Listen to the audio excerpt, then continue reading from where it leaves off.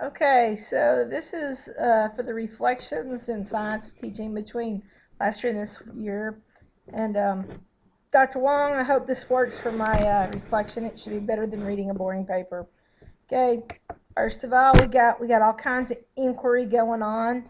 And actually, some of these pictures were taken at the Perot Museum in Dallas, which I've told you about. It's pretty cool. A lot of it's just inquiry and the fact that you've got to be curious of what all's out there before you're willing to go and investigate it. And so I try to make sure that the kids understand this concept. Next page.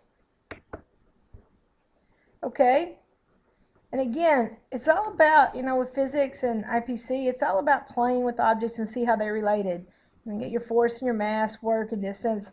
If mass goes up, then acceleration is going to go down because the force is always going to be the same, and work equals force times distance.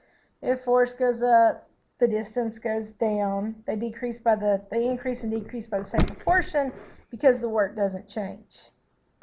So anyway, and it's about getting kids to see this and letting them play with things. It's hands-on. That's how they learn, through doing things hands-on. And again, this was all done at the Perot Museum. So when you come up and teach my class and let me observe you so I can learn how to be a better teacher, I will take you there because it rocks. Okay? But again, and this is what I've stressed so much. Students have to have a background knowledge of vocabulary before they can apply anything, because you can give them toys to play with all day long. You can give them ramps and cars and the weights, and until they're not going to make that connection until that they know that there's some kind of connection that they're aiming for. And if you tell them, if you give them some kind of guided inquiry and you say, okay, so I want y'all to find two situations where the work is the same on this ramp, and I want y'all to change up the forces and the distance, then yes, then they might be able to discover that and make that connection. But they have to have some kind of background knowledge. It either has to be teacher provided or it has to be prior. Okay, the next slide. Okay, again, this is more hands-on dissection. This is what's loved about biology and life science. Dissections. Right here, these lungs and internal organs were taken at the Perot Museum. Notice the lungs are black. I'm going to make a deduction that person might not have been a smoker, but they were around some serious smoke, because a healthy set of lungs do not look like that. I've seen worse lungs, but I've seen a lot better too. Okay, down here in the bottom right, we did the dancing raisins. Kids really got into that. We used that to teach them about documenting between observations and just thoughts. They actually had to observe it, and then they had to distinguish between their observations and their inferences. Okay, and then when they did that, they looked at patterns, like why, and what other type of foods do you think might bob up and down? They applied some deductive reasoning there. So anyway, next slide. Okay, again, these were taken from the Perot Museum. I'm telling you, Dr. Wong, it's awesome. When you come up here, I'll take you, and I'll even pay your way. Bottom of an octopus, you've got the suckers there, but it was in a glass casing, and that's why I've got the glare on there. And then I believe this was some kind of a goat, maybe a sheep. I'm not sure which, but anyway, it's been de-skinned. They talked to me about how that they processed it so the body didn't rot. It's pretty cool. So, okay, next screen. Okay, some more hands-on up there in the upper right. We got the genetic lottery. Okay, and this is hands-on application. The kids get to spin the thing down at the bottom, the little spinner. You've got the parents' genotypes given. Okay, and you get to make a baby, and depending on the genotypes of the baby. So you get to make the phenotypes based on the genotypes. Okay, so I'm planning on making something like this.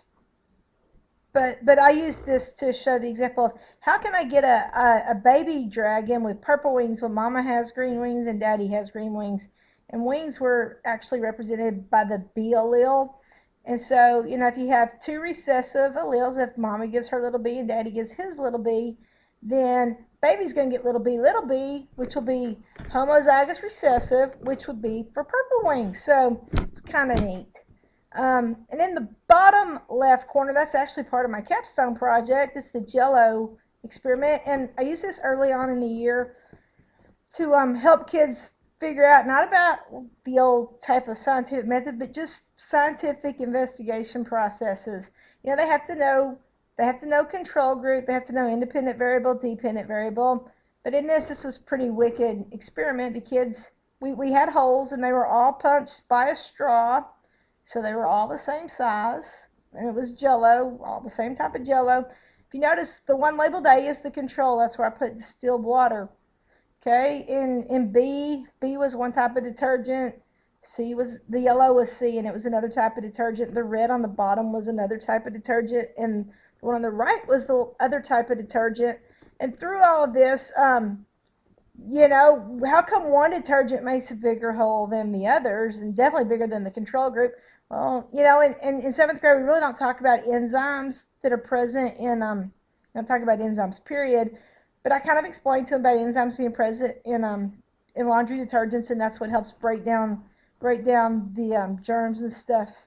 And so, but as you can tell on this experiment, the yellow detergent worked far better than the green or the red, and E did pretty good. But anyway, it was an awesome experiment for the kids. They loved it. And the last slide. Okay, again, this was all at the Perot Museum. Cannot leave out my favorite planet, Mr. Uranus. And I still feel for Pluto because he's been excluded from the group. But over here on the right, you've got a little contraption. You put the ball in the little ramp, and it works its way down, and then it goes on the ramp, and it knocks down those things that are the blocks that are standing still, and it's just a chain reaction. It's kind of Newton's laws, talking about potential and kinetic energy and the transfer of the energy between. But anyway, this is kind of what I've learned this over the course of this last year and a half, and I'm working on getting better as a science teacher every day. So anyway, I hope you enjoyed the video.